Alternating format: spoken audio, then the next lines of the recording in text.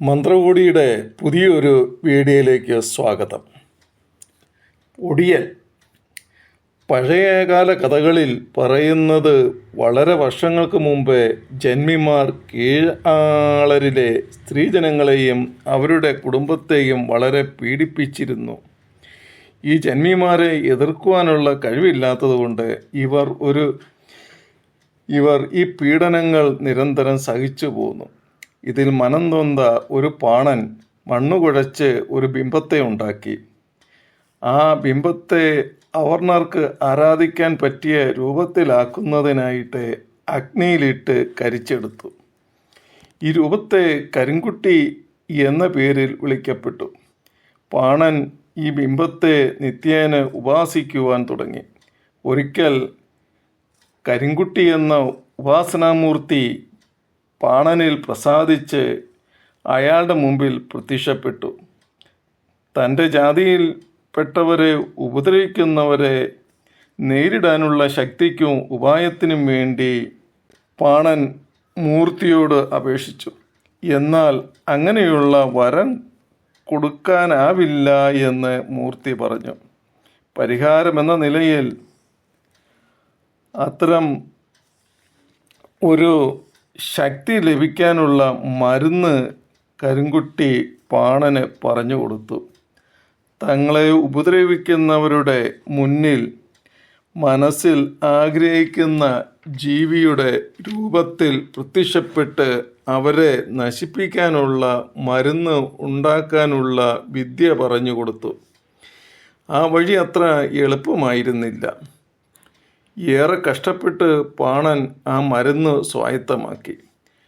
പാണൻ താൻ ഉണ്ടാക്കിയ മരുന്നിൻ്റെ അല്പമെടുത്ത് ദേഹത്ത് പുരട്ടി ഏകനായി ഇരുട്ടിൽ പോയി ഉപാസിക്കുകയും ഒടിയനായി നായ, പോത്ത്, കാള തുടങ്ങിയ തൻ്റെ ഇഷ്ടരൂപങ്ങൾ സ്വീകരിക്കുകയും ശത്രുക്കളെ കൈകാര്യം ചെയ്യുകയും ചെയ്തു പോന്നു. പാടത്തുകൂടിയോ ഇടവഴിയിലൂടെയോ ഒറ്റയ്ക്ക് നടക്കുന്നവരെ മാത്രമേ സാധാരണയായി ഒടിയൻ ആക്രമിക്കാറുള്ളൂ. ഒടിയനെ ചൂടുകൊണ്ടാൽ യഥാർത്ഥ രൂപത്തിലേക്ക് തിരിച്ചു വരാതെ പറ്റില്ല എന്ന കേട്ടറിവിൽ നിന്നാണ് പണ്ട് കാലത്ത് ആളുകൾ കയ്യിൽ ചൂട്ടുകറ്റ പോലെ തൊട്ടാൽ പൊള്ളുന്ന എന്തെങ്കിലുമൊക്കെ കരുതിയിരുന്നത്. ഒറ്റയ്ക്ക് രാത്രിയിൽ സഞ്ചരിക്കുന്നവരെ കണ്ടാൽ മിന്നൽ പിണർ വേഗത്തിൽ ആക്രമണം നടത്തി വന്ന ഒടിയന്മാർ അക്കാലത്ത് നാടിൻ്റെ സമാധാനം കെടുത്തിയിരുന്നു.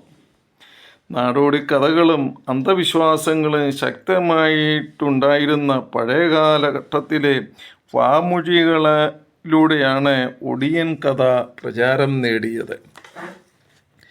മറുത, മാടൻ, യക്ഷി എന്നിവയൊക്കെ മനുഷ്യ മനസ്സിൽ ഭീതി സൃഷ്ടിച്ചിരുന്ന അതേ കാലഘട്ടത്തിൽ തന്നെയാണ് ഇങ്ങനെയൊരു ഭീകരരൂപം മനുഷ്യ മനസ്സുകളിൽ ഭയം സൃഷ്ടിച്ചുകൊണ്ട് വന്നിരുന്നത്. മാടൻ, മറുത, കുട്ടിച്ചാത്തൻ, പിശാച് എന്നിവയൊക്കെ പോലെ ദുർമന്ത്രവാദത്തിൻ്റെ വേറൊരു രൂപമായിരുന്നു ഒടിയൻ. ഏകദേശം 50-60 വർഷങ്ങൾക്ക് മുമ്പ് വരെ എതിരാളികളെ ഭയപ്പെടുത്തി ഇല്ലായ്മ ചെയ്തിരുന്ന ഒരു കറുത്ത കാലം ഉണ്ടായിരുന്നു. മാന്ത്രിക വിദ്യകളാലും അനുഷ്ഠാനങ്ങളാലും ഒറ്റപ്പെട്ട കൊലപാതകങ്ങൾ നടത്തുക എന്നതാണ് ഇവരുടെ ലക്ഷ്യം. ഒടിമറിയുക എന്നാൽ വേഷപ്രച്ഛന്നനാകുക എന്നതാണ് അർത്ഥം. അമാവാസികൾ ഇവർ കാളകൾ, പോത്തുകൾ തുടങ്ങിയ മൃഗങ്ങളായി രൂപം മാറുമെന്നും ആ സമയത്ത് ഇവരെ കണ്ടുമുട്ടുന്നവർ ഭയപ്പെട്ട് രോഗികളായി തീരാറുണ്ട്. മരണപ്പെടുന്നവരുടെ കഴുത്ത് ഒടിഞ്ഞിരിക്കുന്നതിനാലാണ് ഒടിയൻ എന്ന പേര് വന്നത്. ഒടിയന്മാരുടെ ശല്യം കൂടുതൽ വന്നിരുന്നത് പാലക്കാട്, തൃശ്ശൂർ, മലപ്പുറം ജില്ലകളിലായിരുന്നു. ഒടിയൻ്റെ ശല്യത്താൽ പൊറുതിമുട്ടിയ സ്ഥലമായിരുന്നു പേരടിയൂർ എന്ന ഗ്രാമം. അക്കാലത്ത് കളരി അഭ്യാസികളായവർ അതിശക്തിശാലികളും കൺകെട്ട് വിദ്യക്കാരുമായ ചിലർ ഒടിവിദ്യയുമായി ആളുകളെ കൊല ചെയ്യാൻ നടക്കുമായിരുന്നു. വടക്കൻ കേരളത്തിൽ ആയിരുന്നു ഇത് കൂടുതലും നടന്നിരുന്നത്. മൃഗങ്ങളുടെ കൊമ്പ്, തോൽ എന്നിവ ഉപയോഗിച്ച് വേഷം മാറി എതിരാളികളെ ഭയപ്പെടുത്തുകയും ഒളിച്ചിരുന്ന് ആക്രമിക്കുകയും ചെയ്യുന്ന ഗുണ്ടായിസത്തിന് ദിവ്യത്വം വരുത്തി കഥകൾ മെനഞ്ഞതായിരിക്കാം ഇവ. ശക്തരായ ജന്മികളെ എതിരിടുവാൻ അധസ്ഥിത വിഭാഗക്കാരുടെ അവസാന രക്ഷാമാർഗം ആയിരുന്നിരിക്കണം ഇവയൊക്കെ. 1930കളിൽ കേരളത്തിൽ അങ്ങോളം ഇങ്ങോളം ഒട്ടേറെ ഒടിയൻ കൊലപാതകങ്ങൾ നടന്നിരുന്നു. കേരളത്തിൽ വൈദ്യുതി വെളിച്ചം എത്തുന്നതിന് മുൻപുള്ള കാലം ഗ്രാമങ്ങളിൽ പേടി സ്വപ്നമായിരുന്നു ഒടിയന്മാർ. വേലിപ്പുറത്തെ പാടവരമ്പത്തെ മരക്കൊമ്പിൽ എവിടെയും ഒടിയൻ്റെ സാന്നിധ്യം ഉണ്ടാകുമെന്ന് ജനങ്ങൾ ഭയപ്പെട്ടിരുന്നു.